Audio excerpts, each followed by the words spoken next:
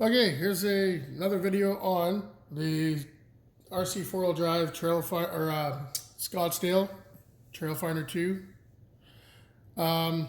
So I guess the first few things that we did was a little bit of scale. Just put a few stickers on. Got a nice little scale park pass. One's on the rear window.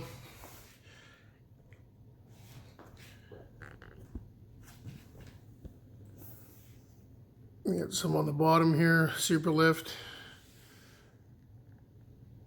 Cool little sticker that came today with my shocks, so I decided to put that on there. A few little things in the back, Coca-Cola, case of beer in the front. And yeah, that's pretty much that. Oh yeah, a little jerry can.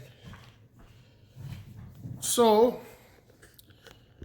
I guess first thing to talk about, the first issue on its second run. I did take apart everything. I think I mentioned that in the last video. Took everything apart and Loctited everything. Just recently found a shutter. I guess kind of a... I guess I can replicate it. Let me take the body off. But what it was doing, if you can see, it was doing this. If that, but a little bit less dramatic.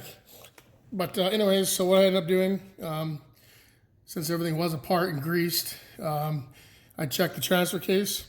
So I took that apart. It was bone dry. And I greased it up, put it back together, and now it's smooth, like the way it's supposed to be. So that's that. The only bolts, screws that backed out was one of the drive shafts. It was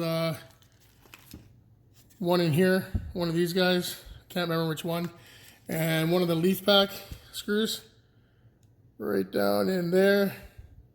One of those worked their way loose, but that was it. So I re-Loctited that one because I might have forgot it. Maybe that's why it's the only one that came loose. But anyways, Loctited everything up, and yeah, everything was pretty good. One issue that I have now on the second run was my servo steering. I guess the remote, I thought it was my servo at first that was glitching, or I guess twitching. It was doing this on its own while sitting there. Something like that. Random twitching, and then made it hard to steer. It was kind of doing it on its own. I couldn't figure out what it was at first. And then I bumped my remote, and I noticed that the wheels twitched when I bumped the remote. So I started wiggling around, and sure enough, the remote, the steering wheel, or the steering for the remote, the knob, it was, if you pressed on it in any direction, this thing would start freaking out like this. It would just start twitching. And yeah, so anyways, I figured it out, but now I've just contacted RC four-wheel drive, and I sent them a video, and they're going to try to figure this out. They were pretty good last time that I had an issue. The very first issue that I did have was, I guess you can show back here, I think it was either over tightened from factory, because I don't remember taking these off at all until later on that week. But anyways, it's hard to see. Let's see if I can get in here. I wonder if I got a light. No, I don't have a light on here, do I? No, I do. Check it out. Okay. So this right here, this screw, and there's one on the exact opposite side. So there's two of these screws that hold the axle in, the whole axle.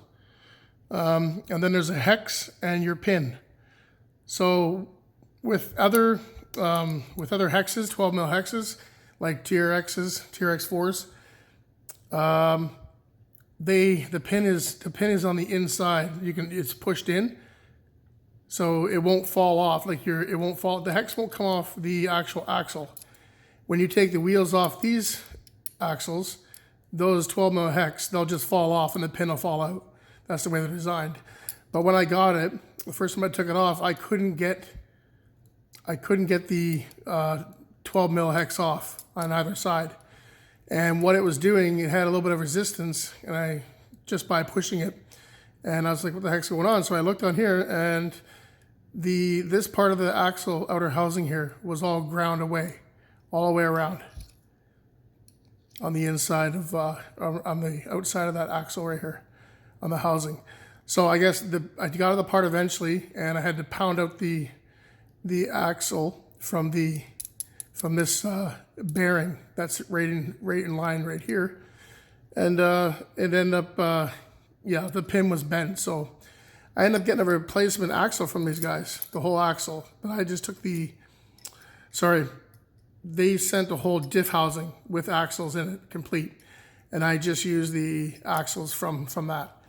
But anyways, hopefully that wasn't too complicated how I explained it, but that's pretty much the only problem. So since then, I've fixed that, and I just make sure I don't over tighten these at all. But yeah, so that's that.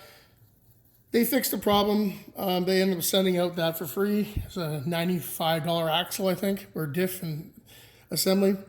So that's pretty cool. I got a spare housing now, and I end up repairing the axle housing. Cleaned it up and used the old axles, and now it rotates just like brand new. So I have a spare axle now, which is pretty awesome. Okay, I guess next thing is, so I end up replacing these factory 70 mils with a set of Bilstein. These are just put back in the package, my factory ones. And I guess we got 2 packs of those, and they came with your stickers. I'm gonna turn the light off here. Kind of came with the stickers and these guys right here, which is pretty cool. Little one in there, little bumper sticker. My other truck is a full size. It's kind of funny. But anyways, yeah, so I end up putting all the stickers on the new shocks,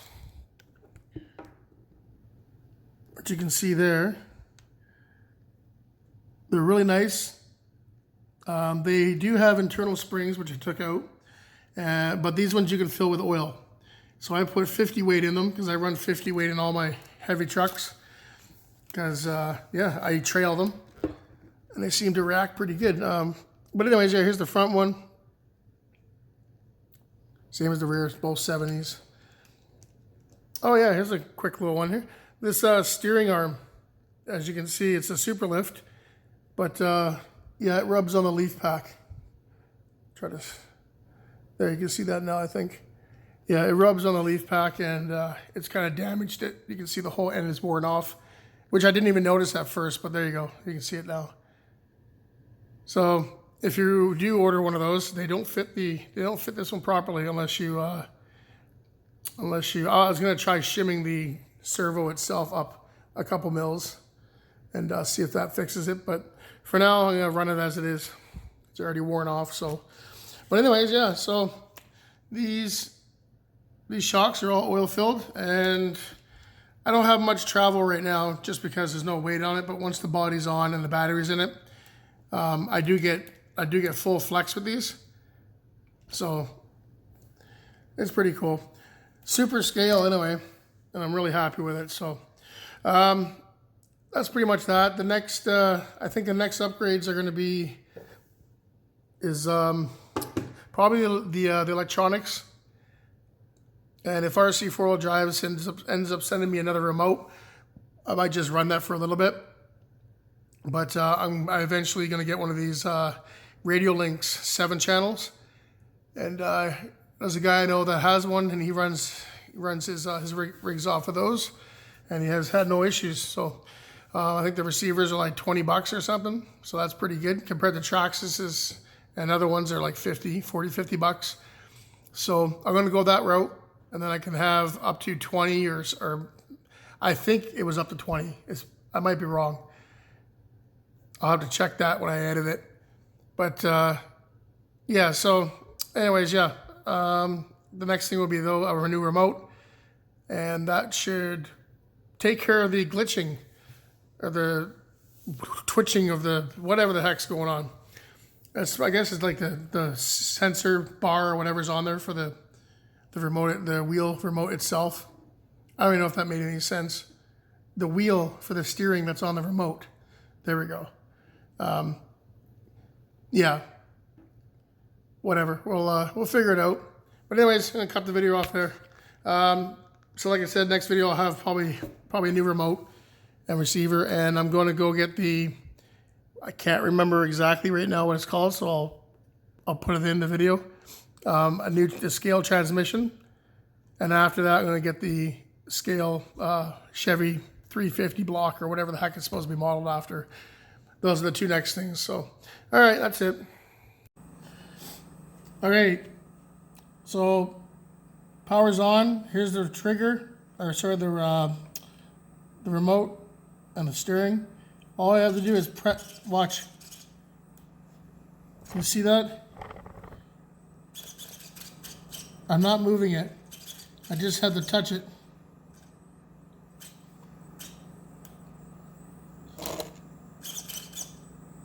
I'm not turning it. There we go.